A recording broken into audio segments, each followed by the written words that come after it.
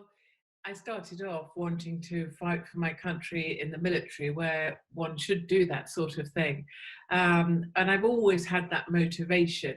I had to leave the forces eventually because I was also an epileptic and therefore had to be medically discharged.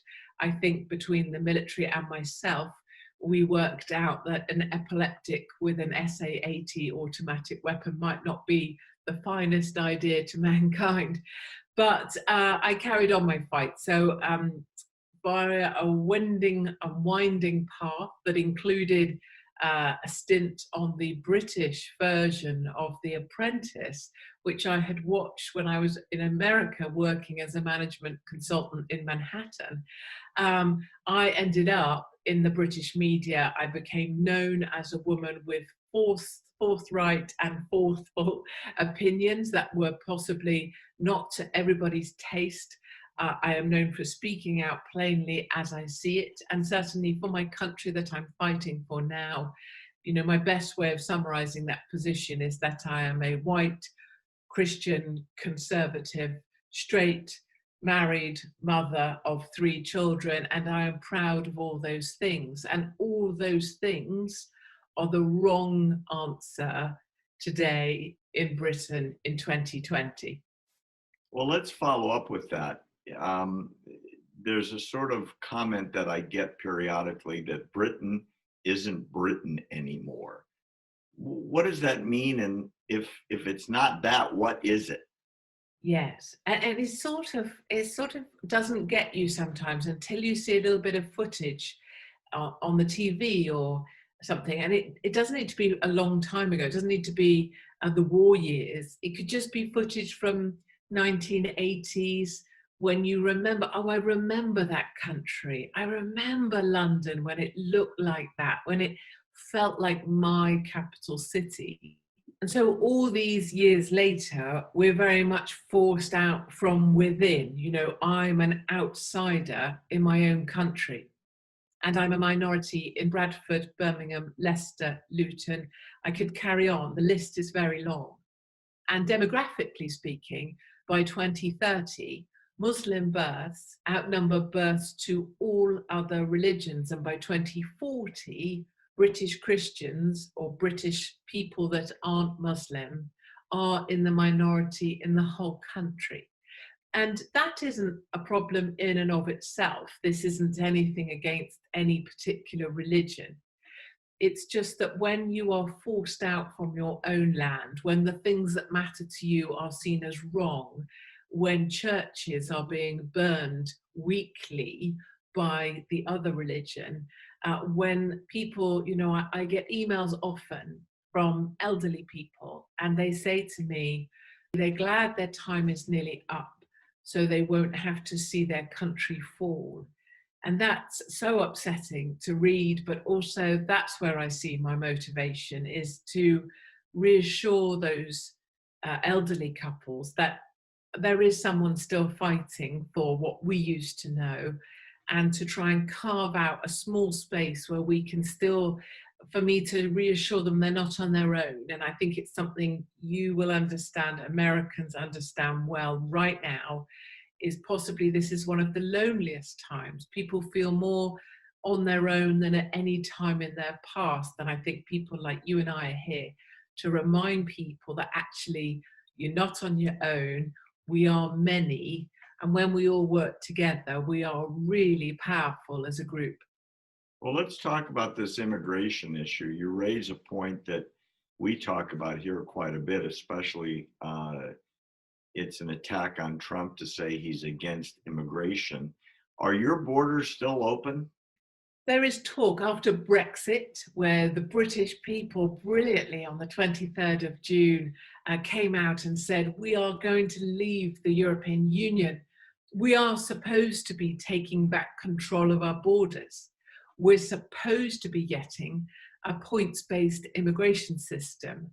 But if I could take you now to the southern coast, the white cliffs of Dover, to Kent and the Dover coastline, and we could sit there, we would watch inflatable boats coming across the channel with illegal migrants every single day. They estimate 150 that they know of a day coming into this country illegally. And you could multiply that number out. So we have no control over migration into our country. France is encouraging the migrants to keep moving, to keep coming across. And frankly, because of our overgenerous welfare system and our socialized healthcare system, we are, of course, a target. And very briefly, the minute someone sets foot in the UK, they are told they are accorded a house, food, money per week, health benefits and legal benefits, even if their asylum is rejected. So why wouldn't you come? And that's the problem we face. Well, yeah, it's the free stuff system that people who are working, who are shouldering the burden, are resentful of. Mm. Is are these people that are coming in illegally, are they assimilating? Are they becoming British-ish? Or are they keeping their own culture separate and distinct from the British? And that's exactly it. You know, if I hark back briefly to a brilliant Indian community that came over in the 70s, they're the best of us. They work harder than us, longer than us. They want to be part of everything. Their children are brilliant and work hard at school. We've had experience of that. The Muslim population that is, I say, looking to overthrow my country from within, they want nothing to do with Western culture. They teach in the mosques that our children are dirty because they're uncovered. They use the analogy of a lollipop without the wrapping, with flies all over it, that our children can be used by men because they're dirty. There is a sense of them and us, and we are the ones that are somehow always in the wrong. And it's one of, well, there's two questions I have. Maybe your audience will have the answers. Number one, why is it, as a minority white in London, Bradford, Luton, Leicester, I don't have any rights at all? Why are there no rights when you're a minority ethnic if you're white? And the second question I have is if Islam is so fantastic, why do Muslims always come to seek shelter or refuge or start a new life in Christian countries? You know, and that's a question I can never get an answer to either. Why come and change the very thing that offered you shelter or offered you a home? Well, I can answer your second question, and it's in Sharia, which is it's jihad by emigration. And it's the compulsion from Muhammad's dictates to spread the word, his word, and you do that by spreading out and repopulating areas into which you have immigrated. And I think exactly to that point, what happens as well is by the time people start to wake up to this, the damage is already done.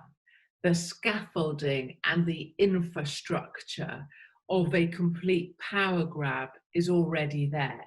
So in every city, there is a Muslim mayor, including our capital city, where we have the nipple height, I'm sorry to embarrass you, Muslim mayor, Sadiq Khan. He is one of the shortest men I've ever met. I don't like short people.